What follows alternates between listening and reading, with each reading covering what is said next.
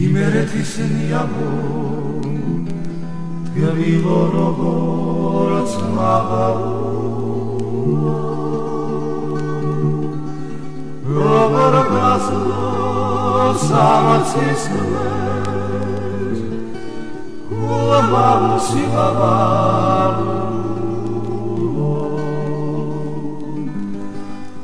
როგორ გასვლო სნეთა ბუნებრივი სილამაზით და ისტორიული ადგილებით გამორჩეული ქუთაისის მწერალთა და საზოგადო მოღვაწეთა პანთეონი მრავალ წელს ითვლის.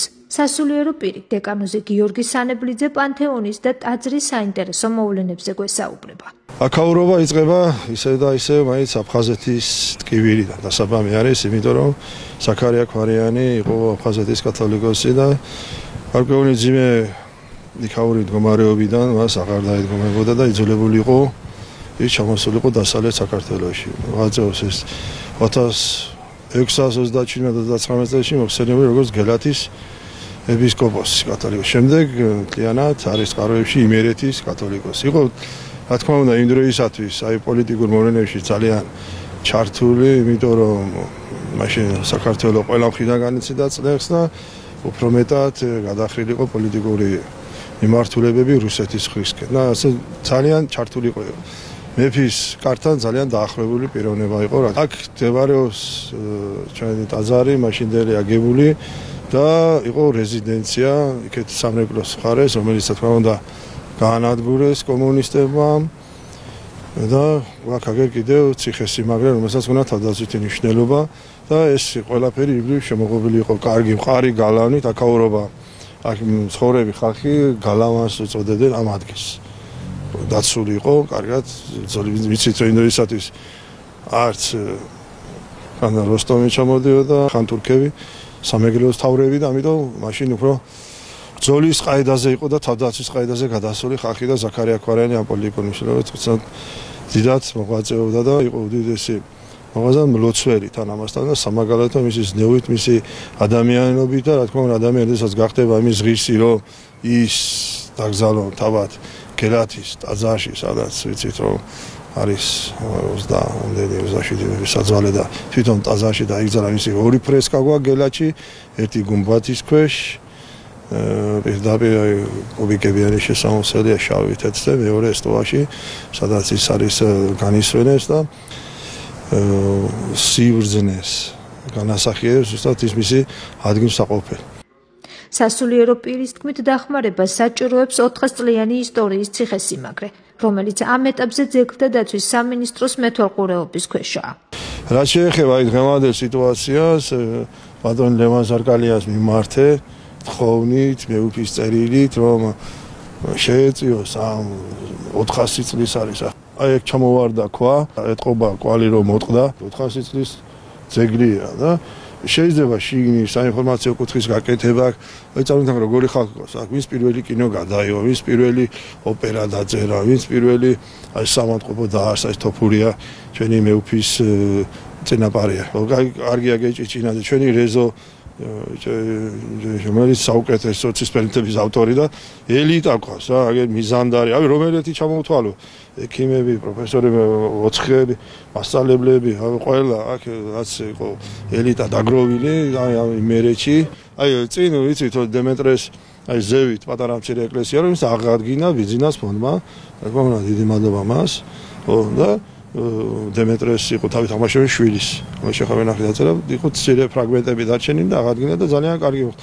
ეს სამრეკლოც კიდე ისე ქვარიანმა ააშენა, არ ქონდა სამრეკლო, ახლოს მიწა არ იყო რო გაგეკეთებია და თან აგერ კელია მოუშალეთ, ვიდგმული იყო, რომელიც აუშნებდა ტაძარს და კელიაც გაკეთა, სამრეკლოც და მიტო გაკეთა, მაგათ ახლოს რო გაკეთებული იყო, ის მაგალე არ შედებოდა თქო რომ ახლა არ ფარავს არაფერს და მიტო აშენდა იმ სიმაღლე. ტაძარი კომუნისტური რეჟიმის დროს გაუქმებული იყო და სხვადასხვა ნივთის შესანახად და საწყობად გამოიყენებოდა. ხოლო ბოლო 20 წელია ტაძარში მსახურება აღევლინება. ტაძარი იყო საწყობი, ვიცით ჩვენ კომუნისტური რეჟიმი, როგორ ზოგი გადაშა საწყობი, ზოგში კინო, ზოგში აი ნიკოლოზის ტაძარში ისეთ რაც იყო და რეზო კოხრეიძე, რომელიც განისვენებს აგერ მის შვილთან ერთად მისი შვილი 8 აგვისტოს ომში დაიღუპა და შემდეგ ის ფუნქციონირებს აგერ წელზე მეტია, ხო? 2001-ში გაიხსნა მეგონი, ხო? 20 წელზე მეტია ფუნქციონირებს.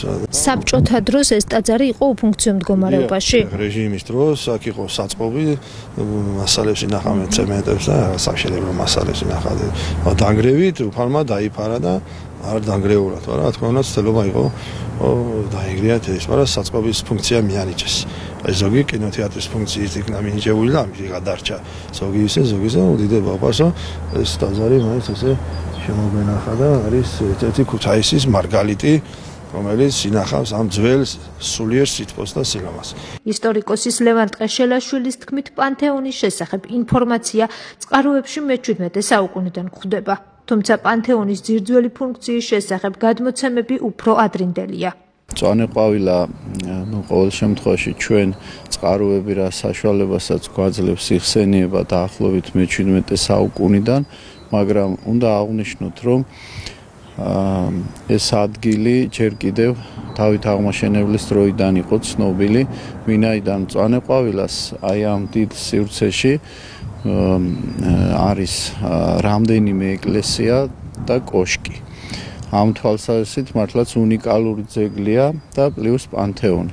ანუ აქ გვაქვს ჩვენ მე-12 საუკუნის ეკლესიის ნაშთი, რომელიც აღდგა თანამედროვე ეტაპზე, დემეტრე პირველის დროინდელი ეკლესია, შემდგომ მეორე გახლავთ მთავარანგელოზთა სახელობის ეკლესია, ეგრეთ წოდებული ზაქარია ქვარიანისეული ეკლესია და მესამე ჯვარგუმბათოვანი რუსულ-ბერძნული სტილის უნიკალური ძეგლი უკვე მე-19-მე-20 საუკუნეთა მიჯნაზე აგებული მწვანე ყვავილის მთავარანგელოზთა სახელობის ეკლესია, რომელიც გაბრიელ ეპისკოპოსის დროს დაიწყო მშენებლობა და 1916 წელს იქნა ის ნაკურთხი. ეს ადგილი სხვათა შორის, როგორც ისტორიულ საბუთში იხსენიება, ყოფილი ვინმე პაატა აბაშიძის ადგილი მე-17 საუკუნის დამდეგს, ან მე-16 საუკუნის ბოლოს.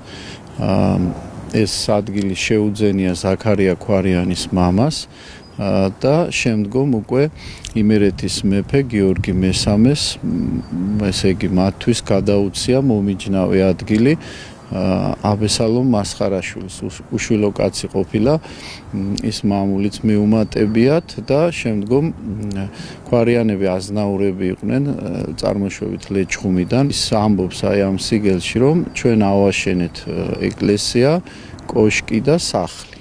და გალავანის შემოავლეთ. ეხლა მოგვიხსენებათ მე-17 საუკუნე იყო ურთულესი პერიოდი, ოსმალთა აგრესიას განიცდიდა მთლიანად დასავლეთ საქართველო და იყო რამდენიმე შემთხვევა სამეგრელოს მთავრის თავდასხმისა ასევე და ზაქარია ქვარიანმა მართლაც და მამამისმა ეს ბრინვალენ ეს ორი ძეგლი დაგვიტოვა, სასახლე აღარ არსებობს, ის განადგურდა. ახალი დატვირთვა აი ამ ადგილმა შეიძინა მე-19-მე-20 საუკუნეთა მიჯნაზე, როდესაც აი ეს პატარა ბაზილიკური ეკლესია მრევლს ვეღარ იტევდა, შემდგომ მიმართეს გაბრიელ ეპისკოპოსს თხოვნით ადგილობრივმა მოსახლეობამ და გაბრიელ ეპისკოპოსმა დართონება და დაიწყო 19 საუკუნის 70-იან წლებში ეკლესიის მშენებლობა.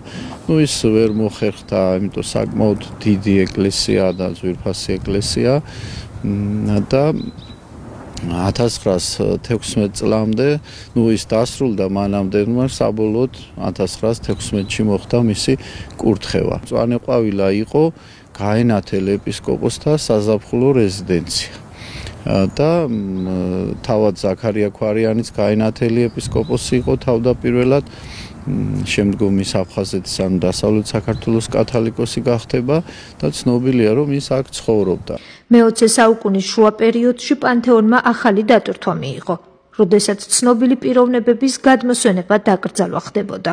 ახალი დატვირთვა, ესე იგი, მწვანე ყვავილა მიიღო მე-20 საუკუნის შუახანებში 1956 წელს, როდესაც ბაგრატის ტაძარზე იქ მოშალეს სასაფლაო და რამდენიმე ღირსეული პიროვნება გადმოსვენებული იქნა სწორედ მწვანე ყვავილას ტერიტორიაზე, აი ჩვენ პირდაპირ არის ეს საზოგადო მოღვაწეთა პანთეონი ძალიან ძვირფასი საზოგადოება, დაწყებული, რა ვიცი, ექიმები, პედაგოგები, რეჟისორები, მსახიობები, პოეტები, იოსებ ოცხელი, მაგალითად კირილ ლორთქიფანიძე, შემდგომი ხანის, ვასილ ამაშუკელი, ვინც პირველი ქართული დოკუმენტური ფილმი გადაიღო, დიმიტრი ნაზარიშვილი, ექიმი და ცნობილი საზოგადო მოღვაწე, სამსონ თოფურია, ბოლო პერიოდში, ახლა რა თქმა უნდა, ყველას ვერ ჩამოვთვლი, მაგრამ ზურაბ კუხიანიძე, ცნობილი პოეტი და რეზო ჭეიშვილი, რომელიც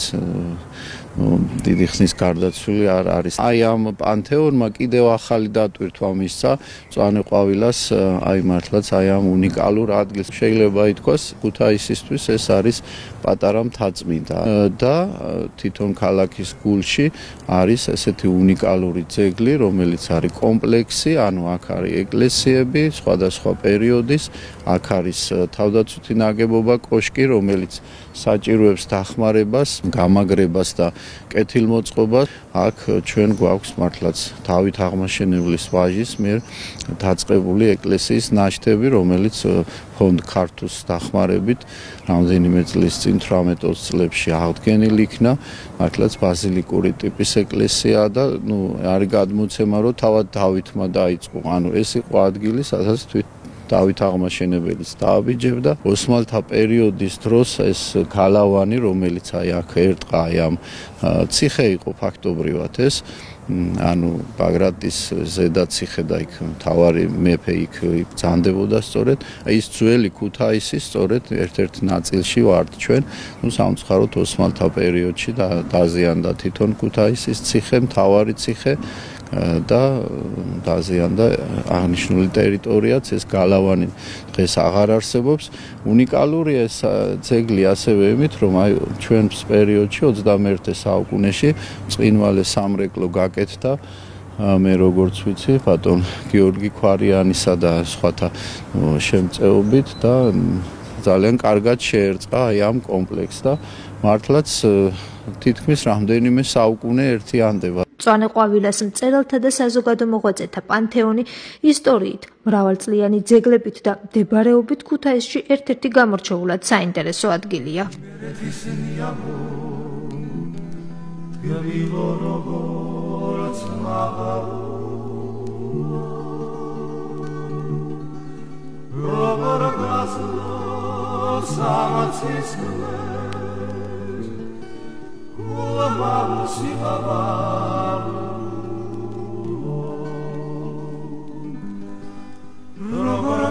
Los neta amatis